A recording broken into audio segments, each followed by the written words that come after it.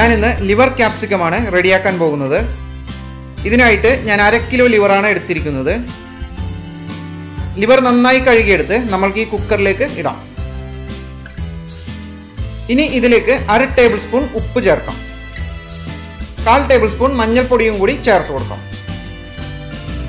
ഇനി ഇത് കുക്ക് ചെയ്യുന്നതിനാവശ്യമായ വെള്ളം ഒഴിക്കാം.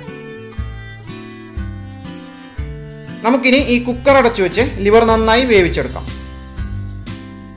ഞാനിപ്പോൾ ലിവർ നന്നായി വേവിച്ചെടുത്തിട്ടുണ്ട്.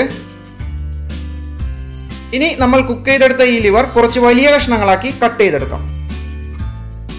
ഇതുപോലെ കുറച്ച് വലിയ കഷ്ണങ്ങളാക്കി കട്ട് ചെയ്തെടുക്കണം. ലിവർ ക്യാപ്സിക്കം റെഡിയാക്കുന്നതിനായിട്ട് ഞാനിവിടെ ഒരു കുക്കിംഗ് പാൻ വെച്ചിട്ടുണ്ട്.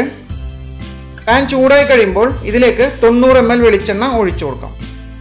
വെളിച്ചെണ്ണ നന്നായി ചൂടായി കഴിയുമ്പോൾ 2 മീഡിയം സൈസ് സവാള നീളത്തിലരിഞ്ഞത് ചേർക്കാം. ഇനി ഇഞ്ചി നീളത്തിലരിഞ്ഞത് 1 ടേബിൾ സ്പൂൺ, അതുപോലെ വെളുത്തുള്ളിയും നീളത്തിലരിഞ്ഞത് 1 ടേബിൾ സ്പൂൺ. നന്നായി മിക്സ് ചെയ്തുകൊണ്ട് ഒരു 5 മിനിറ്റ് സമയം നമ്മൾക്കിത് കുക്ക് ചെയ്യാം. ഇനി ഇതിലേക്ക് 5 പച്ചമുളക് നീളത്തിലരിഞ്ഞത് ചേർക്കാം. 2 മീഡിയം സൈസ് തക്കാളി നീളത്തിലരിഞ്ഞത്. നമ്മൾക്കിത് നന്നായി മിക്സ് ചെയ്ത് കൊടുക്കാം. നന്നായി മിക്സ് ചെയ്തുകൊണ്ട് ഒരു 5 മിനിറ്റ് സമയം കുക്ക് ചെയ്തെടുക്കാം. ഇനി ഇതിലേക്ക് 1/4 ടേബിൾ സ്പൂൺ മഞ്ഞൾപ്പൊടി ചേർക്കാം.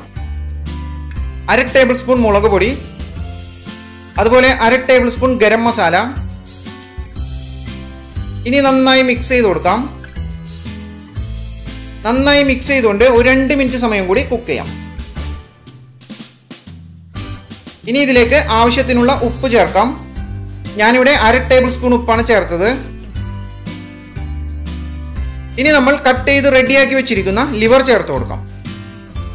നമ്മൾക്കിത് നന്നായി മിക്സ് ചെയ്ത് കൊടുക്കാം. നന്നായി മിക്സ് ചെയ്തുകൊണ്ട് ഒരു 5 മിനിറ്റ് സമയം കൂടി കുക്ക് ചെയ്യാം. ഇനി ഒരു ചെറിയ ക്യാപ്സിക്കം നീളത്തിലരിഞ്ഞത് ചേർത്ത് കൊടുക്കാം. നമുക്കിതൊന്ന് മിക്സ് ചെയ്തുകൊണ്ട് ഒരു 2 മിനിറ്റ് സമയം കൂടി കുക്ക് ചെയ്യാം. ഇപ്പോൾ നമ്മുടെ ലിവർ ക്യാപ്സിക്കം റെഡിയായി കഴിഞ്ഞു.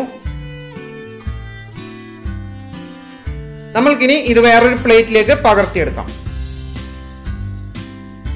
ഇത് റൈസിന്റെ കൂടെയും അതുപോലെ ചപ്പാത്തി, പൊറോട്ട ഇവയുടെ കൂടെയൊക്കെ കഴിക്കാൻ പറ്റിയ നല്ലൊരു അടിപൊളി ഡിഷാണ്.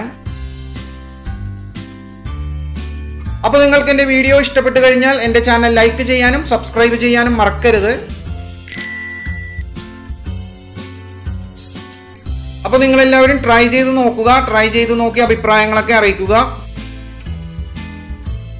മറ്റൊരു കിടിലൻ റെസിപ്പിയുമായി നമ്മൾക്ക് വീണ്ടും കാണാം.